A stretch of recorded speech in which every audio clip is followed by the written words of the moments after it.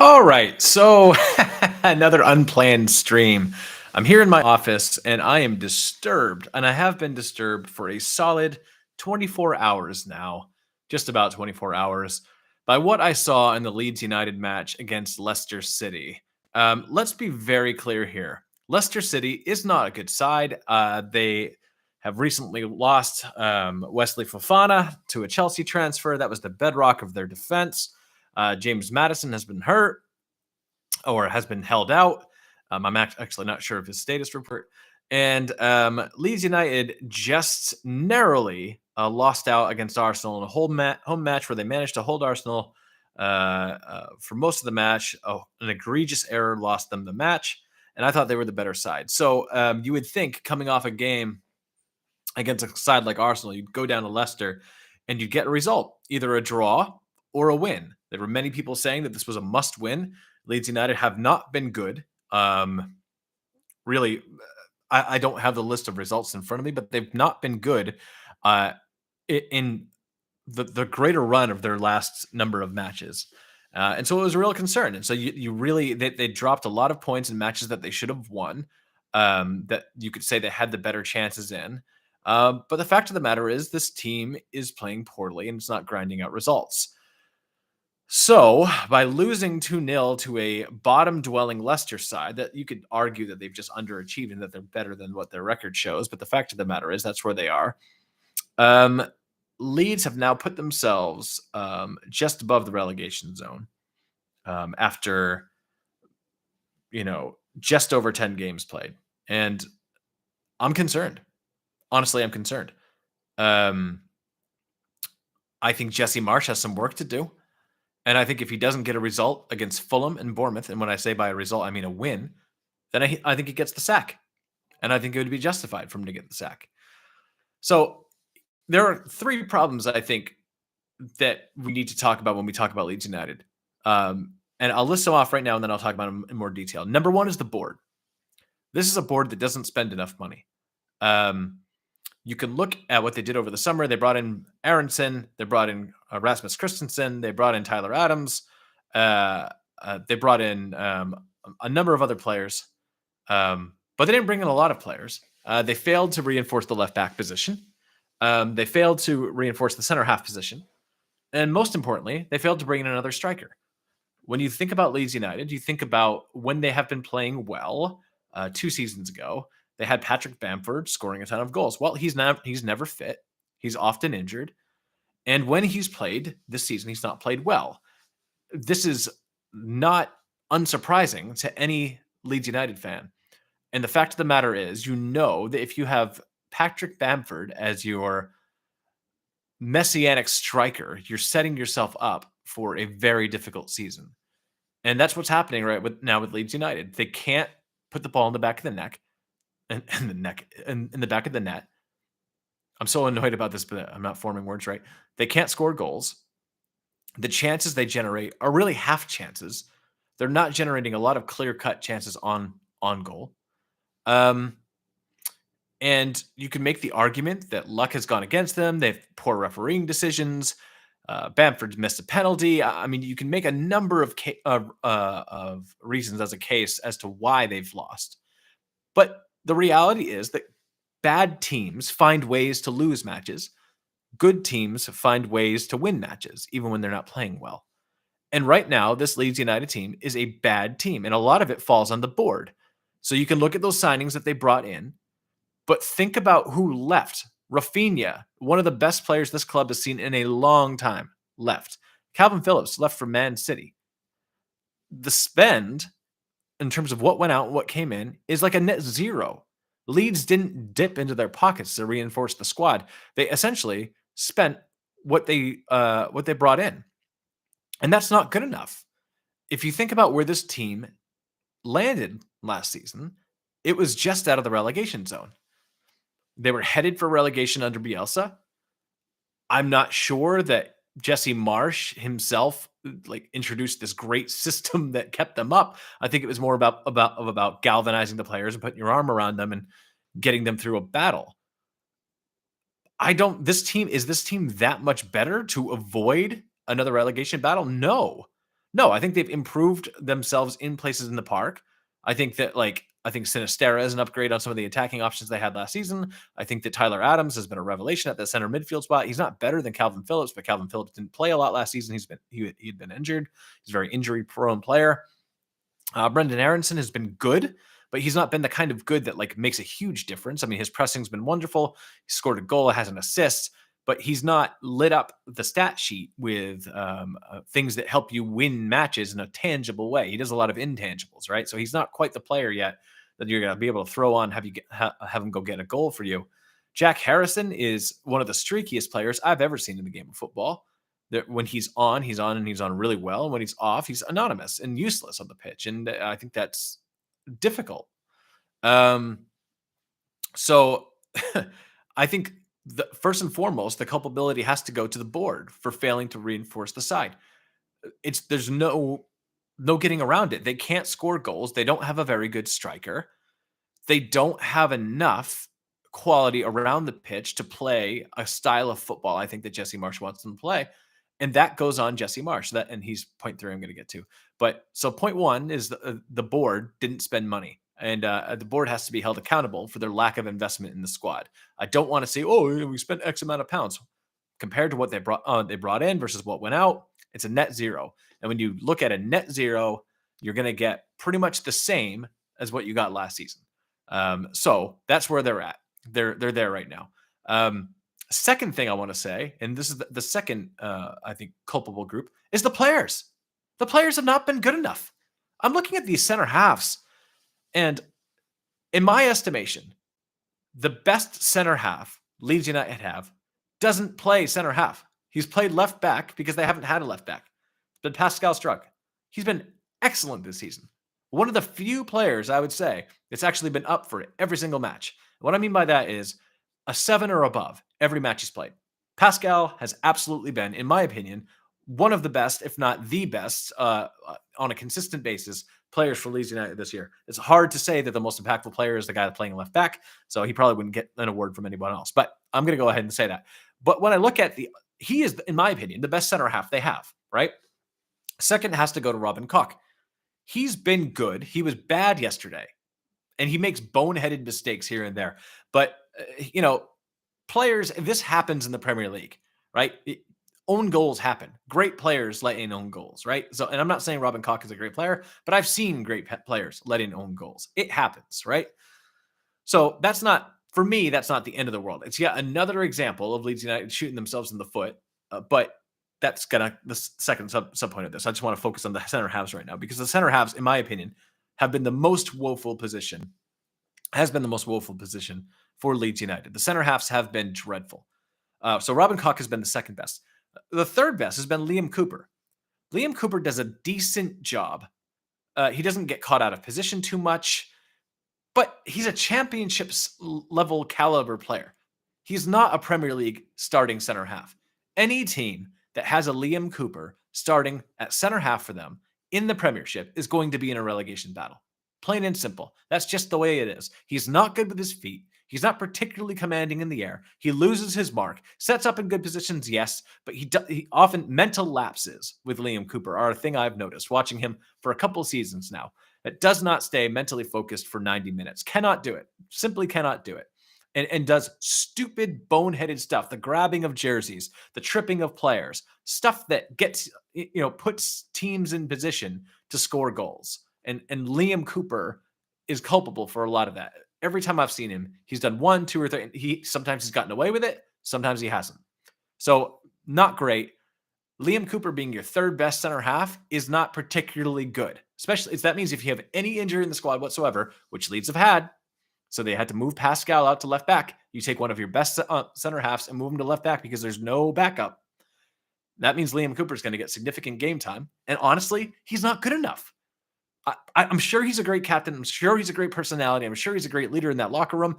I'm not saying he's not a good squad depth guy, but he cannot be a starter for a team in the Premiership that wants to contend for a middle of the pack status and not be in a relegation battle every year. Because if he's in there, you're going to be in a relegation battle. You can look up and down the Premiership from the top sides to the bottom sides. Look at who their center halves are.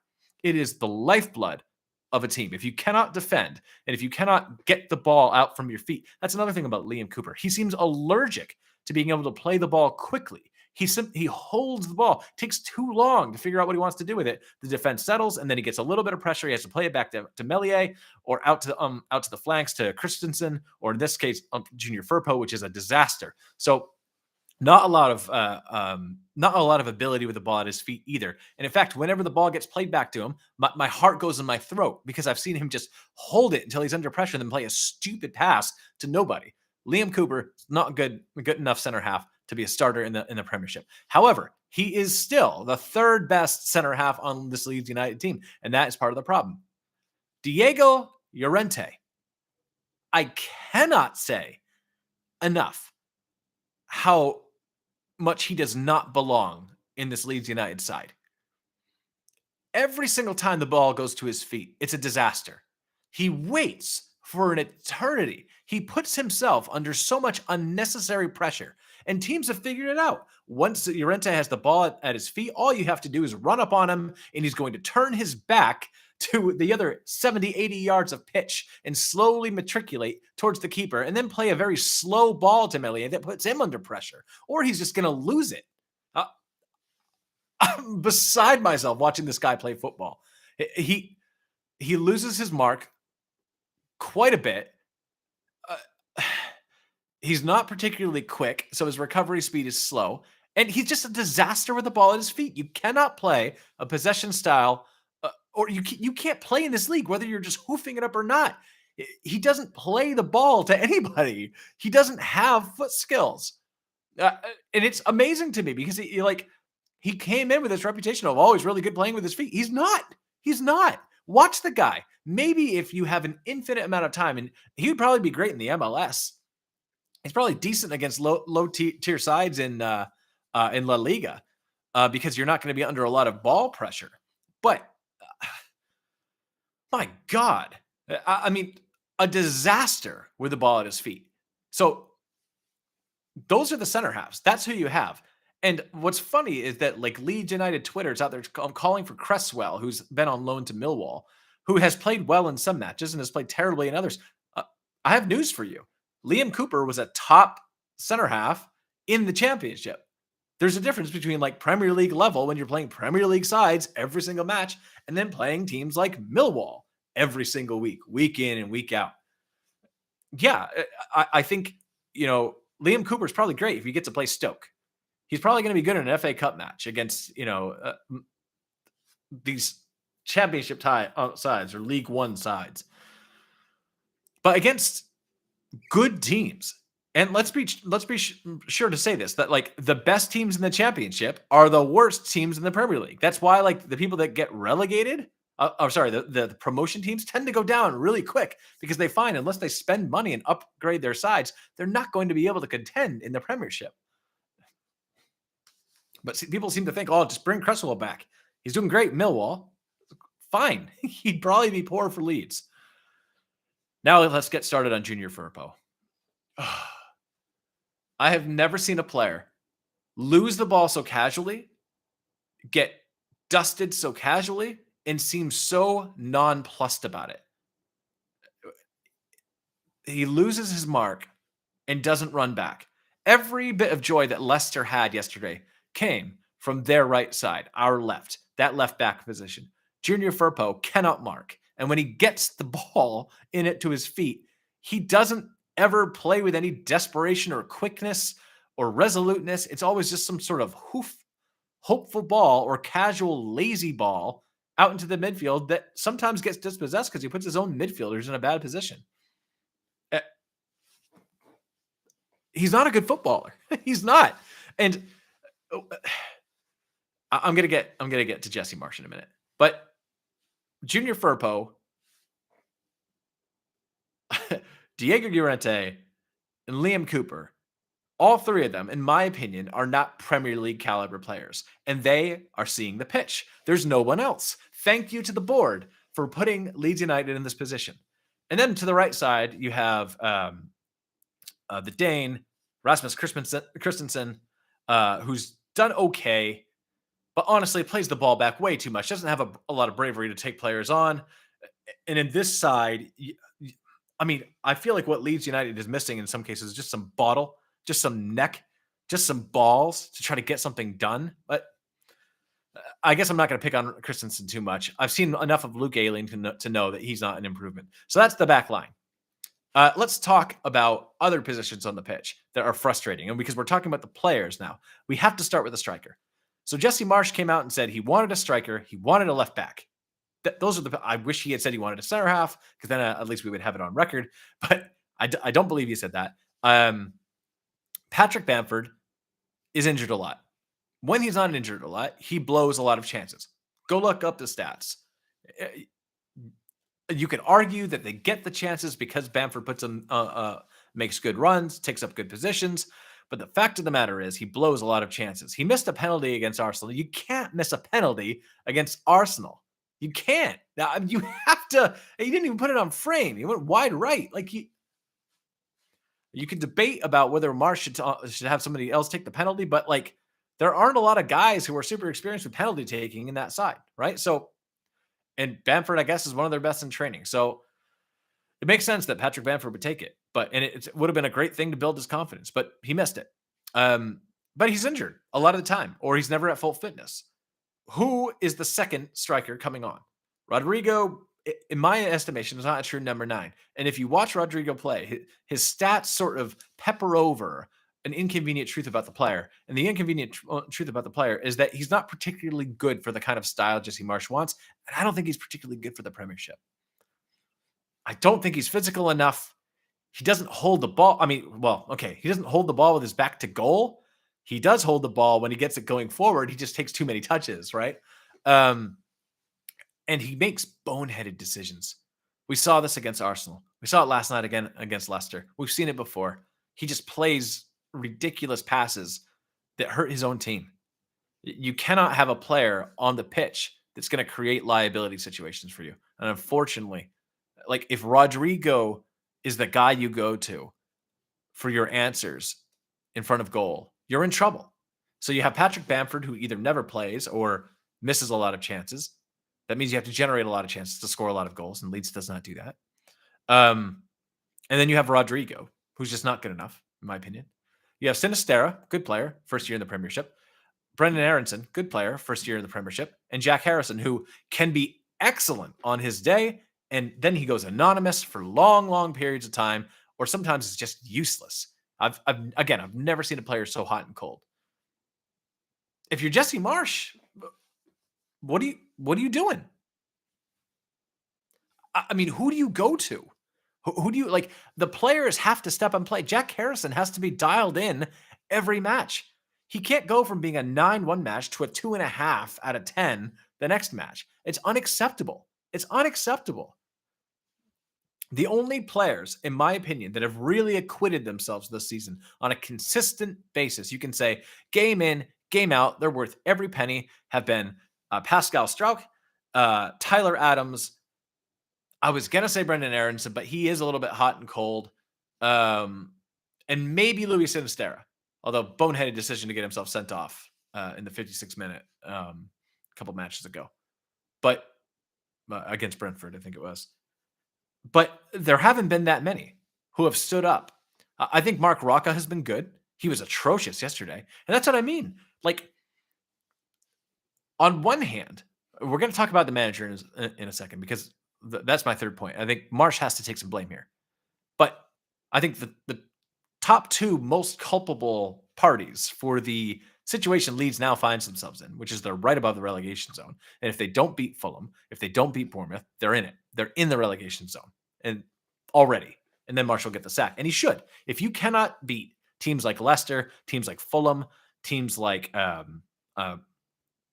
Bournemouth, then you don't deserve to be a manager in the Premier League, right? And because that team is going to go down. You have to win those games. There are no easy games, fair enough, but you can't expect to like steal points against the Chelseas and Man Uniteds of the world if you cannot beat these other mid-table to sort of minnow teams that are also going to be in a relegation battle. If you can't beat Aston Villa, if you can't beat Southampton, if you can't beat Leicester, you're not going to be in the Premiership. That's just the way it is. Every team that goes down faces a similar struggle. And That's a fact, in my opinion. So number one is the board not spending enough on to upgrade the side. The fact that we have to roll out these center halves, a guy like Junior Firpo, we have to play a guy like Strauch out of position. If he's hurt, everything goes tits up. Uh,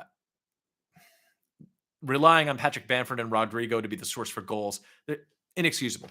And any Leeds United fan who's been around for a while knows that this is the case, right? So that's a problem. That's the first problem. The second problem is the players themselves. Like, show some neck, show some balls, refuse to get beaten to a ball. I see these players. So if Leeds doesn't swarm all over the ball in the attacking third and get a quick turnover and then move the ball forward out to the flanks and then send a ball in, what happens is this: they play the ball back and then everybody checks to the ball and stands still. I saw Tyler Adams 4 or 5 times last match against Leicester going like this, like asking players to move, remonstrating for them to, like, hey, get open or move off the ball a little bit. So we're not just the static group pinging the ball around under pressure, pinging it back, pinging it back. That's what Leeds is right now. And the players have to hold their hands up and say, no. When I get this ball, I'm going to turn this fucker. I'm going to turn it. I'm going to take it up the field, and we're going to generate a chance. I'm going to turn him and then play somebody out into space. I'm going to make a run into space. There it is. It's open for me. I'm going to make that run. I'm going to demand the ball. I don't see that from these players. Not the new guys, not the old guys. I see from the old guard. I've looked at Jack Harrison play, and sometimes he gets the ball and just dumps it into a random spot where no one is. There's not a lot of communication. I don't think there's a lot of leadership. The players have to stand up.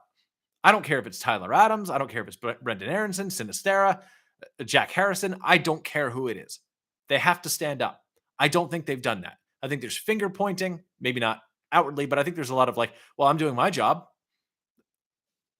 Get it done. And the third is Jesse Marsch. Jesse Marsch is the manager. So just as we're going to give him credit for engineering a Chelsea win, overwhelming Chelsea in their own half, we have to give him the blame when you don't generate quality chances against a team like Leicester. You cannot go from playing a high intensity, really, really good quality match against Arsenal. Didn't get the result. But you can't go from playing that way to coming out flat away against Leicester. You just cannot do it. It's on the manager to prepare the players. Do I think his ideas are good for the players he has? Yes. People keep saying, let's play out wide. We don't have the players to play out wide. Because when you play out wide, you got to send that ball into somebody. Patrick Bamford is not doing it for us, guys. If we just hook crosses in to Patrick Bamford, it's not going to work. And we don't have a deep-lying midfielder that can come up and ping something in the box. We don't have a true number 8. Marc Roca is more of a holding pivot. Tyler Adams is a destroyer. Neither of them are like these registas, and neither of them are true box-to-box that can come up and score, right? So everything is being... Essentially what Leeds are doing is they're playing this chaotic style to try to dispossess teams in their own half, overwhelm the box, and ping something in, except for it's not working right now. So, what does Jesse Marsch do? Well, he cannot keep playing players like Diego Llorente. I don't care what he has to do. Diego Llorente cannot get in this side again. Junior Firpo cannot get in this side again. I don't care if he has to recall people from loan. He has to do something. Play a different formation. Play 3 at the back. Use Christensen and use Ailing on the left. So I don't know what you have to do, but get it done. You cannot roll out these guys and have them... Because when you think about it, Leeds have made more errors that have led to goals, maybe than any other team in the Premier League. I'll have to go check that stat, but I would not be surprised. It's Llorente's mistakes have led to goals. Cooper's mistakes have led to goals. Koch, own goal last week. What's his name? Striker Rodrigo. Rodrigo swinging a switch to nobody in his own half, resulting in an Arsenal goal. Time and time again, we've seen this. Red cards, back passes that don't work, dispossession in your own half. Marc Roca yesterday. It's just not good enough for the players. But Marsch has to be able to look at them and say, okay, I'm putting them into positions where apparently, whether I think they should or not, they're freezing up and not doing the right things, and we're shooting ourselves in the foot. If if the players are individually erroring that calamitously every week, then Marsch has to simplify his tactics. Marsch has to say, okay, fine, let's play bunker and counter. Or he has to say, all right, let's roll out a traditional 4-4-2, get two horses in the box, and just hook in crosses all day because maybe that'll get us some kind of that'll get us a goal. But you cannot keep going through these matches where you play Aston Villas, where you play Everton's, where you play Leicester's, and you don't score goals. Like if you can't score against those teams, you're going to get relegated, right? So I don't care philosophically or what the data says in terms of our ability to get presses and dispossession. The only like it has to come down from academics at some point, and you have to look on the pitch and say, okay, every match we line up in a winnable game, some player does something boneheaded, and then we end up going down, and we're not good at playing from behind. We have to get on the front foot and get the first goal. Then do something. Deploy a tactical system that'll get you the first goal. Right now, the tactical system is not generating enough quality chances. It's not. It's just not doing it. So there has to be a difference. There has to be a difference. And Jesse Marsch is culpable for that. All right. So I'm going to wrap it up here. Next couple minutes. Jesse Marsch has to beat Fulham. He has Fulham at home, Bournemouth at home. I think there's a game against Liverpool in the middle there. I would love to see them fight and compete for a draw, which I think they can do. I don't think they will, but I think they can do. But they have to get over those three matches, Fulham, Liverpool, Bournemouth, you need 6 points. I don't care where they come from. You need 6 points. And Marsch needs to beat Fulham. If you don't beat Fulham, you are not going to stay in this league. And he will be sacked and he will have deserved it. I like Jesse Marsch. I think that if he gets the right players in, I think that his system can work. I think we've seen bits and pieces, flashes of it working, but there's inconsistency out there. That's the difference, guys. The difference between teams that are in relegation fights and are safe mid-table is consistency. It's errors, right? If these players were great, if they were not error prone, they wouldn't be playing at a side like Leeds. I hate to say it. I'm a Leeds United fan.